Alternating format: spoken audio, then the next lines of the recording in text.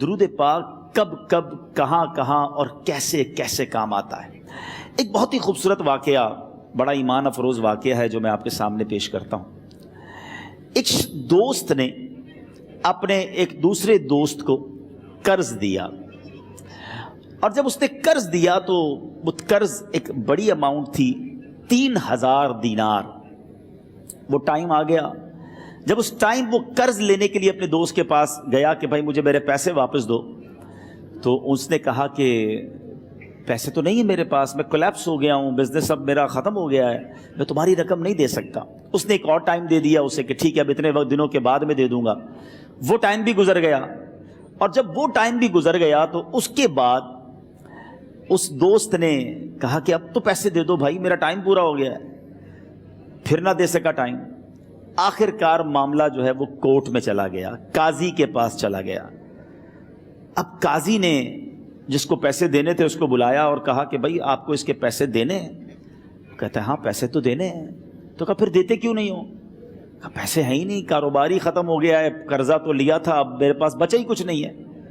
تو کہا اچھا اب یہ بتاؤ کہ کب دو گے، کیسے دو گے؟ اس نے کہا بس میرے پاس پیسے ہی نہیں ہیں۔ تو کہا اب تمہارے پاس 30 دن کا ٹائم ہے، 30 ڈیز میں یا تو اس کے پیسے لوٹا دو یا 30 دن کے بعد تمہیں قید کر دیا جائے گا۔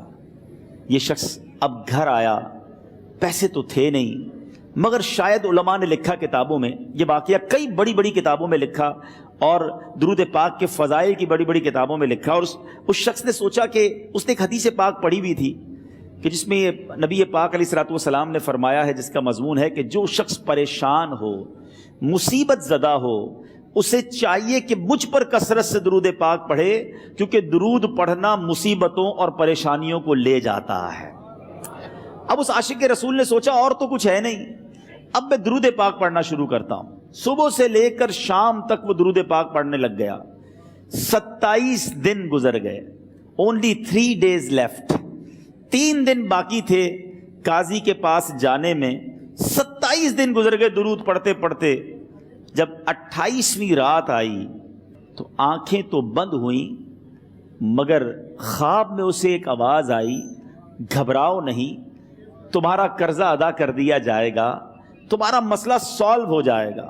صبح اٹھتا ہے، درود پاک پڑھ رہا ہے، مگر کہتا ہے یہ آواز سے تو مسئلہ حل نہیں ہوگا، پیغام کیا ہے اسے سمجھ نہ آیا۔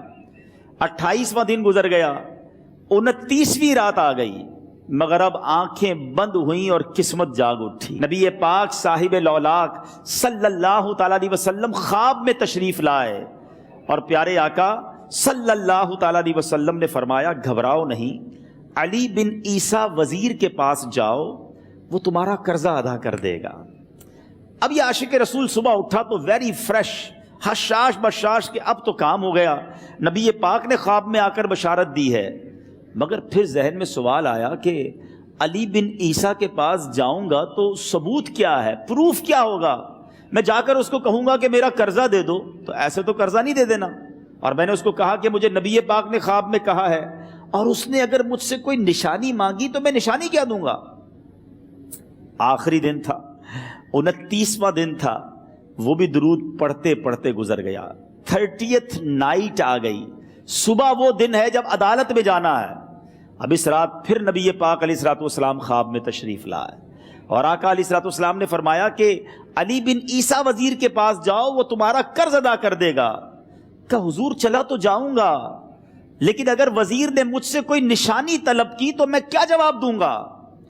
پیارے آقا علیہ الصلوۃ والسلام نے کمال کا ارشاد فرمایا کہ علی بن عیسیٰ سے کہنا کہ تم روزانہ فجر کی نماز کے بعد 5000 بار درود پاک پڑھتے ہو، یہ راز فقط تم جانتے ہو اور تمہارا رب جانتا ہے۔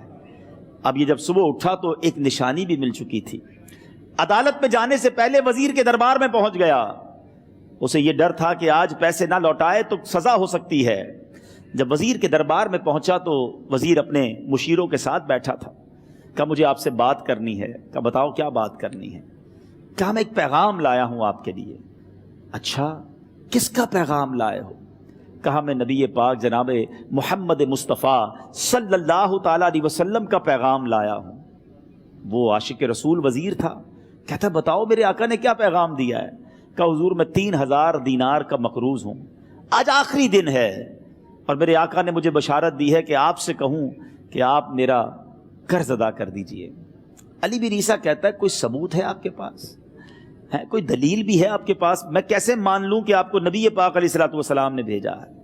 عاشق رسول کہتا ہے خالی ہاتھ نہیں آیا، میرے آقا نے مجھے دلیل بھی عطا فرمائی ہے، مجھے ایک ایویڈنس بھی دیا ہے، اور پروف یہ ہے حضور کہ آپ روزانہ صبح فجر کی نماز کے بعد نبی پاک صلی اللہ تعالیٰ علیہ وسلم کی بارگاہ میں درود و سلام کا نذرانہ پیش کرتے ہیں۔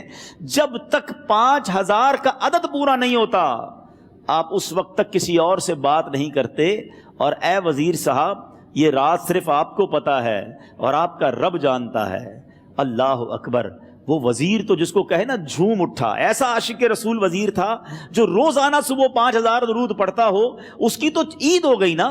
وہ کہتا ہے مرحبا یا رسول اللہ، میرے آقا نے میرے درود قبول کر لیے، اس سے بڑھ کر میرے لیے سعادت کیا ہوگی۔ اب یہ وزیر اپنے سیٹ سے اٹھتا ہے، اپنے کمرے میں جاتا ہے، تھوڑی دیر بعد واپس آ کر اس عاشق رسول کے ہاتھ میں 3000 دینار رکھ کر کہتا ہے حضور پہلے 3000 دینار تو نبی پاک کا حکم کی میں ادب سے بجا لاتا ہوں، میرے آقا نے جو حکم فرمایا یہ 3000 دینار آپ کو پیش کرتا ہوں، حضور ایک اور 3000 دینار لیجئے۔ میرے گھر آپ آئے، اتنی اچھی خبر سنائی، آپ نے قدم رنجا فرمایا، یہ 3000 اس کا نذرانہ ہے، اور ایسا کیجئے 3000 اور لیجئے، اس سے اپنے بچوں کے لیے کچھ چھوٹا موٹا کام شروع کیجئے اور ایک وعدہ کر کے جائیے، آج کے بعد زندگی میں آپ کو جب بھی کوئی کام پڑے میں آپ کا بھائی ہوں، مجھے یہ خدمت کا موقع دیجئے گا۔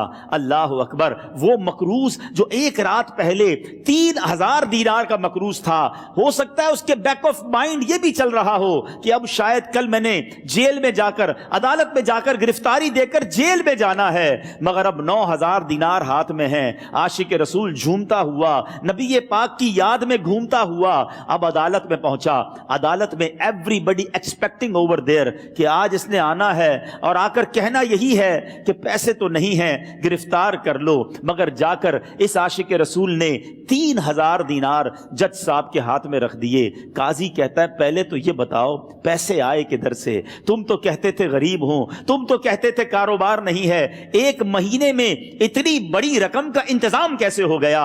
سبحان اللہ! اس عاشق رسول نے گویا زبان حال سے یہ کہا ہوگا کہ یہ تو کرم ہے ان کا، ورنہ مجھ میں تو ایسی بات نہیں، اتنا دیا سرکار نے مجھ کو، اتنی میری اوقات نہیں۔ اس نے وہ پورا واقعہ بھری عدالت میں سنا دیا۔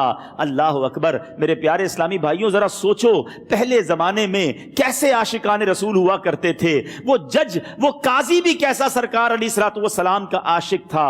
اپنی سیٹ سے اٹھتا ہے، بھرے دربار میں بھری عدالت میں وہ اپنے چیمبر میں اپنے کمرے میں جاتا ہے، اور تھوڑی دیر بعد واپس آ کر اس کے ہاتھ میں بھی 3000 دینار ہیں، اور وہ 3000 دینار جو ہے وہ اس عاشق رسول کے ہاتھ میں رکھتا ہے کہ سارا ثواب علی بن عیسیٰ کیسے لے جائے، میں بھی تو نبی پاک کا غلام ہوں، میں تمہارا قرضہ میں ادا کرتا ہوں۔ اچھا، اب ایک اور عجیب سینیریو یہ بن گیا کہ جس نے کیس کیا تھا، جس نے دعویٰ کیا تھا، وہ بھی یہ سارا منظر دیکھ رہا تھا۔ کہتا ہے جج صاحب ذرا رکیے، میں بھی اپنے آقا کا امتی ہوں، اور ایک کام کیجئے قلم کاغذ منگوائیے، اس عاشق رسول کا قرضہ ہی میں معاف کر دیتا ہوں۔ اچھا، اب عاشق رسول نے وہ واپس 3000 دینار جو جج صاحب نے دیے تھے وہ واپس جج صاحب کو دیے کہ حضور یہ پیسے آپ ہی رکھ لیں، قرضہ ہی معاف ہو گیا، اب آپ کے پیسے کا میں نے کیا کرنا ہے؟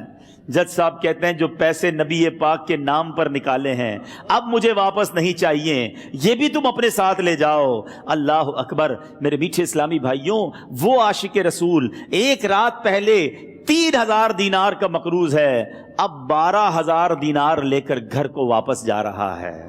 اس ایک واقعے کے اندر جو ہم سب کے لیے درس ہے، جو ہم سب کے لیے پیغام ہے، شاعر لکھتے ہیں نا، دکھوں نے تم کو جو گھیرا ہو تو درود پڑھو، دکھوں نے تم کو جو گھیرا ہو تو درود پڑھو، جو حاضری کی تمنا ہو تو درود پڑھو۔ آج ہم بہت ساری پرابلمز میں ہوتے ہیں، یہاں بھی ہو سکتا ہے میرا کوئی بھائی بیمار بیٹھا ہو، کوئی قرضے میں ڈوب گیا ہو، کسی کا کوئی بزنس پرابلم چل رہا ہو، کوئی فیملی ایشو میں ڈسٹرب ہو، آپ کسی بھی پرابلم میں ہیں، خدا کی قسم درود پاک ایسا وظیفہ ہے. لوگ بہت سارے وظائف پوچھتے رہتے ہیں, بہت سارے جناب وظائف کے بارے میں معلومات کرتے رہتے ہیں. سچی بات یہ ہے ہر درد کی دوا ہے صلی علی محمد.